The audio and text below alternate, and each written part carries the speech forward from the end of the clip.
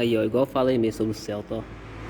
Aí desmontei aqui, ó, acontece. A correia não parece ser velha não, mas ela comeu aqui, ó.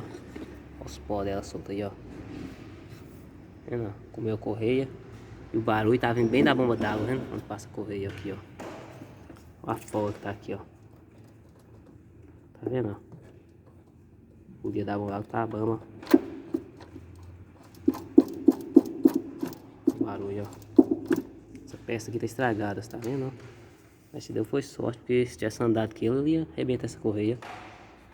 Mas se essa correia que se arrebentar, acontece que estraga o motor, entendeu? Tem que trocar essa bomba, essa correia de novo.